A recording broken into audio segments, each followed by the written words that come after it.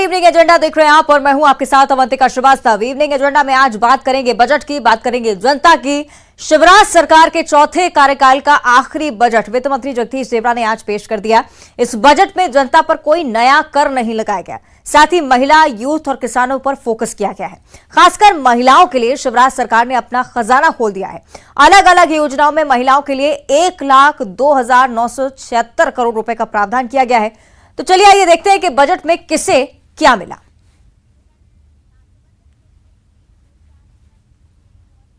अंतिम बजट में शिवराज सरकार ने खजाना खोल दिया है। 3,14,2500 करोड़ रुपए के भारी भरकम बजट में सरकार ने हर तबके को खुश करने की पूरी कोशिश की है। खास तौर पर युवाओं और महिलाओं के लिए इस बजट में काफी कुछ रखा गया है। अलग अलग योजनाओं में महिलाओं के लिए 1,02,976 करोड़ रुपए का भारी भरकम बजट रखा गया है। सीएम शिवराज सिंह की महत्वाकांक्षी योजना लाडली बहना योजना के लिए प्रावधान इस बजट में किया गया। वहीं लाडली लक्ष्मी योजना के लिए 929 करोड़ रुपए, महिला स्व सहायता समूहों के लिए 660 करोड़ रुपए, सीएम राइज स्कूल्स के लिए 3,230 करोड़ रुपए, खेल विभाग के लिए 738 करोड़ का बजट रखा गया है। ये महाकाल लोक जैसे प्रदेश के अंदर, चाहे वो हमारे चित्रकूट का लोक हो, चाहे राम राजा का ओरछा में लोक बनाने की बात हो, तो पर्यटन को बढ़ावा देने वाला ये गर्व है। मैं तो कह रहा हूं कि जनता ने भरोसा करके चौथी बार बिठाया, विश्वास व्यक्त करके बिठाया। अटूट विश्वास मध्य प्रदेश की जनता का भारतीय जनता पार्टी की सरकार पर है, प्रदेश के नेतृत्व पर है।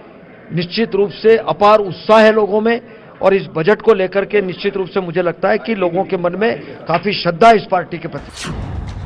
बजट में मध्य प्रदेश मिलेट मिशन की शुरुआत का भी ऐलान किया गया, जिसके लिए 1,000 करोड़ का प्रावधान है। साथ ही युवाओं के लिए 1 लाख सरकारी नौकरी, 12वीं फर्स्ट डिवीजन से पास छात्राओं को ई स्कूटी, एमबीबीएस की सीट्स में बड़ा इजाफा, खेलों के विकास के लिए 738 करोड़ का भी प्रावधान है। चुनावी साल में सरकार ने किसानों को भी बड़ी राहत दी है। डिफॉल्टर किसानों के कर्ज का ब्याज सरकार भरेगी। बजट में निकायों के विकास और भोपाल इंदौर मेट्रो के लिए भी राशि अलॉट की गई है। हालांकि ये भारी भरकम बजट विपक्ष को खुश नहीं कर पाया है। जब बेरोजगारी चरम पर है, जब महंगाई चरम पर है, जब हमारा कोई ऐसा वर्ग नहीं है जो परेशान नहीं है, किसान आत्महत्याओं में मध्य प्रदेश नंबर 1 पर है, जब हमारी माताएं बहनें बढ़े हुए बिजली के दाम से, जब हमारी माताएं बहनें महंगे घरेलू गैस के सिलेंडर से, और छोटे छोटे काम धंधा उद्योग करने वाले लोग जो अपने साथ साथ लाखों लोगों को रोजगार का सृजन करते थे, वो सब घाटे में चले गए। पर इस चुनावी वर्ष में भी इस सरकार की जो आदत रही है झूठ बोलने के अलावा, इसके अलावा इसने कुछ नहीं किया। खास बात यह है कि मध्य प्रदेश में पहली बार ई बजट यानी पेपरलेस बजट पेश किया गया। विपक्ष के हंगामे के बीच वित्त मंत्री ने इसे टैबलेट पर पढ़ा। वासु चौरे के साथ अनुराग श्रीवास्तव, न्यूज़ 18 भोपाल।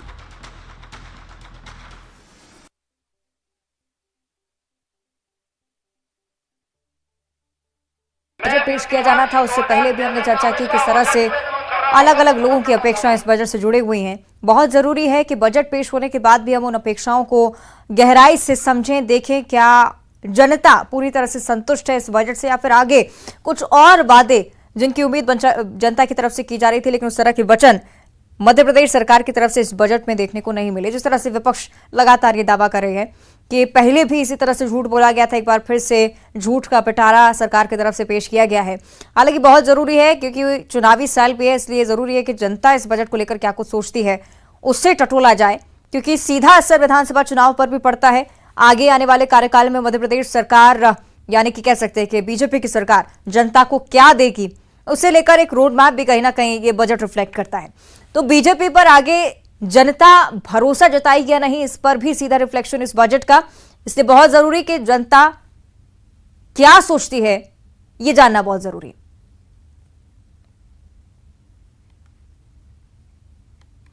तो तो अलग अलग शहरों से हमारे सहयोगी हमारे साथ लगातार जुड़े हुए हैं, सीधे हमें रिपोर्ट करेंगे। हमारे साथ संवाददाता रंजना दुबे भोपाल से हमें रिपोर्ट करेंगे, सुशील कौशिक हैं ग्वालियर से हमारे साथ जुड़े हुए हैं, साथ में हैं सुधीर जैन जो कि रतलाम से हमें रिपोर्ट कर रहे हैं। सबसे पहले रंजना, आपकी ओर मैं रुख करना चाहूंगी, सरकार को जितना भा रहा है ये बजट, जितनी तारीफें सरकार की तरफ से हो रही है, क्या उतनी तारीफ जनता भी कर रही है?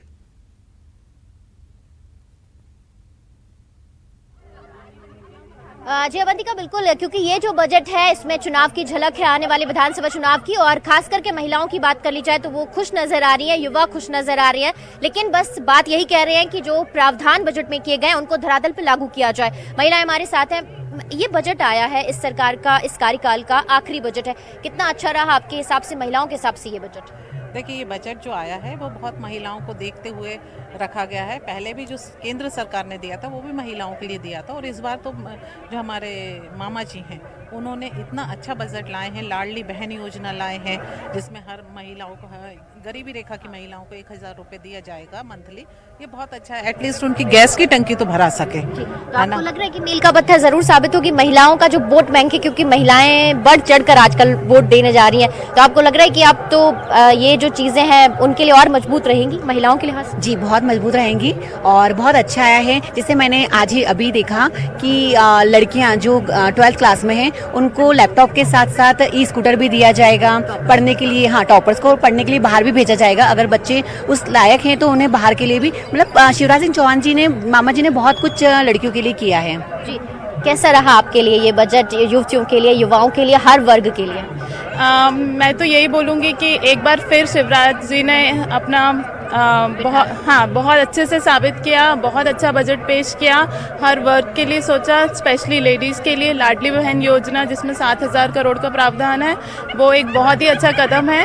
और इंफ्रास्ट्रक्चर के लिए काफ़ी कुछ है इस बजट में, एंड किसानों के लिए भी और स्टूडेंट्स के लिए काफ़ी अच्छा है कि फॉरेन एक्सचेंज प्रोग्राम में जापान जा पाएंगे और भी बहुत सारी कंट्रीज जा सकते हैं, तो ये बहुत ही अच्छा है। आपको कितना प्रभावित किया आज के इस बजट ने शिवराज सरकार के? ये वाकई बहुत अच्छा बजट दिया है, स्पेशली जैसे MBBS के PG में भी सीटें बढ़ा दी गई हैं, ग्रेजुएशन में भी सीटें बढ़ा दी गई है। This is a very great step. और कृषि के लिए ये काफ़ी अच्छा है, इंफ्रास्ट्रक्चर के लिए बहुत अच्छा है। तो कुल मिला के अगर देखा जाए तो मामा जी ने जिस तरीके से एक बजट दिया, हर वर्ग का ध्यान रखा है, बाकी हम बहुत ज़्यादा खुश हैं उनके इस बजट से। आपको लग रहा है MBBS जो एजुकेशन है उस पर भी फोकस किया गया? ऐसा नहीं है सिर्फ महिलाओं पे फोकस किया गया, युवाओं पर, एजुकेशन पर भी फोकस है? हाँ जी, ये पूरा जो है एक, अगर हम कहें तो एक पूरा पैक्ड बजट है जिसमें हर वर्ग का, बच्चों का, पोषण का, आहार का, इन्होंने महिला के लिए जो बाल विकास में योजनाओं में अपना फंड बढ़ाया है, और दूसरा MBBS सीट्स बढ़ाई हैं, कॉलेज में बच्चों के लिए ना सीट्स बढ़ाई हैं, जो आपके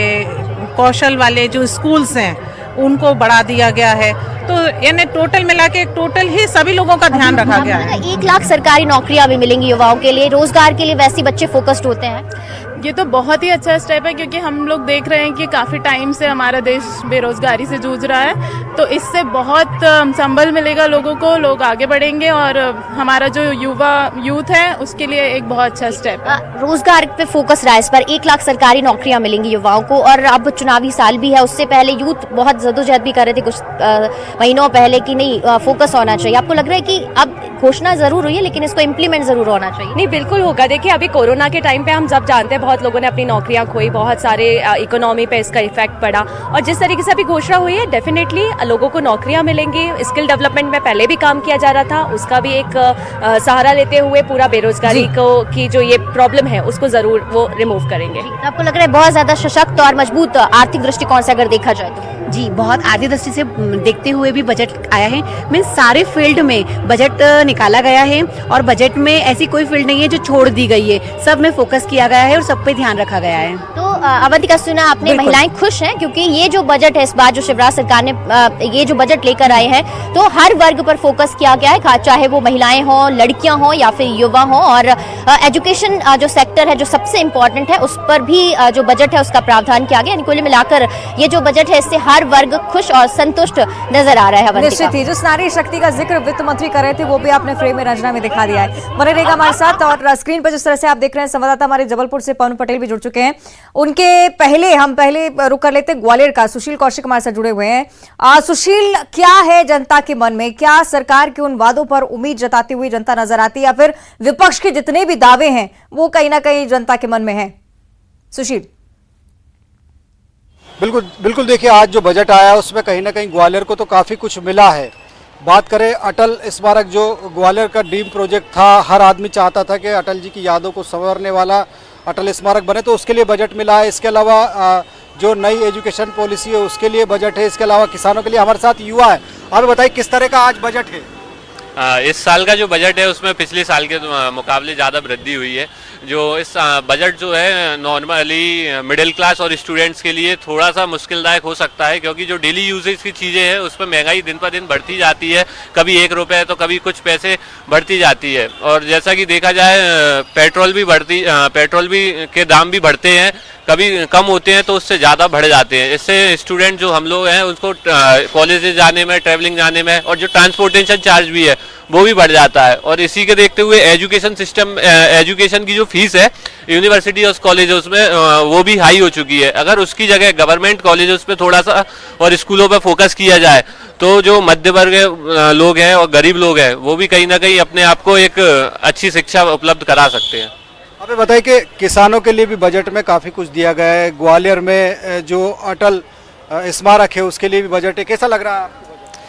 बजट में मुझे तो लग रहा है कि लॉलीपॉप पकड़ा दिया है मध्य प्रदेश गवर्नमेंट ने। जिस तरीके से बजट जो आया है वो बजट मुझे लग रहा है कि महिलाओं को लुभाने के लिए दिया गया है, क्योंकि महिलाओं के लिए बजट में जैसे लाडली लक्ष्मी योजना के तहत जो स्कूटी वो बच्चों के लिए करा गया है, या 12वीं क्लास के बच्चों को या 10वीं क्लास के बच्चों को स्कूटी देने के लिए जो वादा किया गया है, ये हर साल की तरह बस केवल प्रशासन और मध्य प्रदेश सरकार जो है वो केवल युवाओं को, महिलाओं को और लोगों को बस केवल ठगने का काम करते हैं, बाकी इसके अलावा कुछ नहीं करते।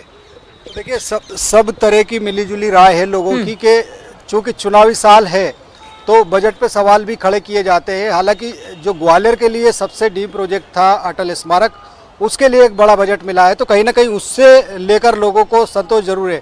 हालांकि महंगाई को लेकर या पेट्रोल पे टैक्सेस को लेकर जरूर लोगों की अभी भी उस तरह की जो है नाराजगी सामने आती है। मिली जुली प्रतिक्रिया से हम कहेंगे ग्वालियर वासियों की तरफ से। सुशील बने रहेगा हमारे साथ। जबलपुर की ओर हम रुक करेंगे। क्षेत्रफल की दृष्टि से पवन बहुत बड़ा शहर जबलपुर माना जाता है, शिक्षा, स्वास्थ्य, सभी सेक्टर्स को टारगेट करने की कोशिश। लेकिन जबलपुर वासी क्या सोचते हैं इस बजट को लेकर, जानना चाहेंगे। पवन।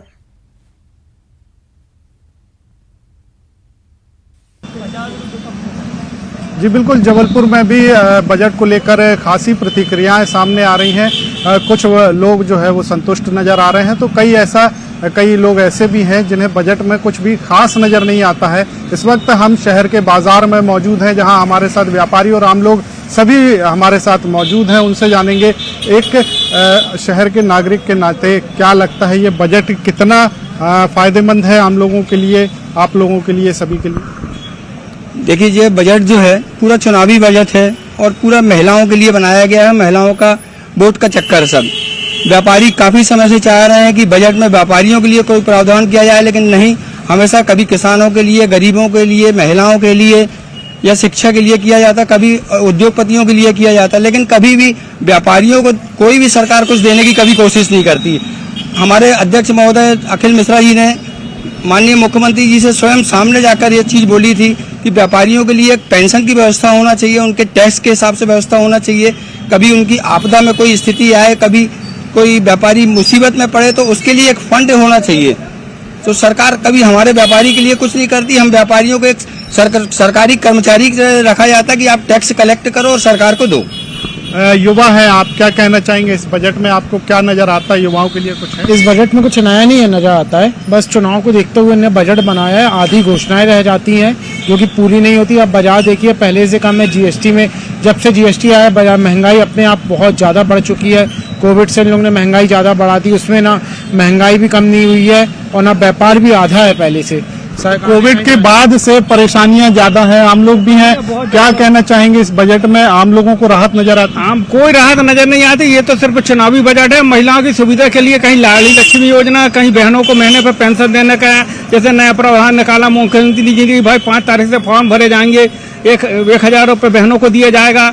ये सब क्या है? हम लोग व्यापारी दिन रात परेशान हो रहे हैं, टैक्स पे टैक्स लगा जा रहा है, व्यापार हम लोग के दिन रात खराब हो रहे हैं। कोरोना काल के बाद से व्यापारियों की बहुत बुरी स्थिति है। हर चीजों में चाहते हैं कि राहत मिलना चाहिए। भाई व्यापारियों को राहत मिलनी चाहिए। व्यापारियों के लिए कुछ ऐसी व्यवस्था की जाए कि हम लोगों को छूट दी जाए, कुछ हम लोग के लिए ऐसी योजना बनाए जिससे भविष्य में किसी व्यापारी के साथ कुछ दुर्घटना घट जाती है या कोई समस्या बनती है तो गवर्नमेंट उसकी मदद करे।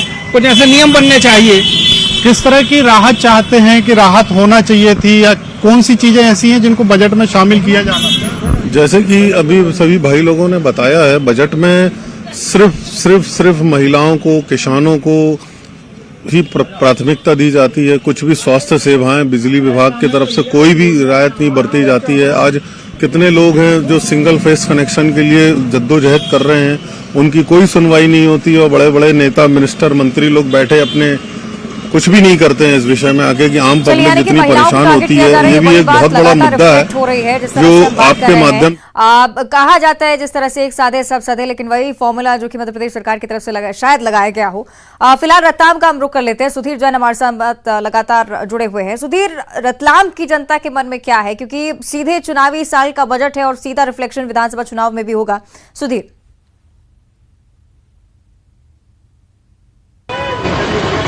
देखिए, नमकीन का शहर है रतलाम और मेरे साथ बहुत से लोग यहाँ पे जुड़े हुए हैं। उन्हीं से चर्चा करते हैं कि आखिर क्या इनके मन में है। सर, आप बताएं, आज बजट आया है प्रदेश सरकार का, लोक लुभावन बजट बता रही है सरकार। क्या लगता है, आपने बजट देखा है, क्या कुछ लगता है खास, क्या आपके लिए खास है इस बजट में?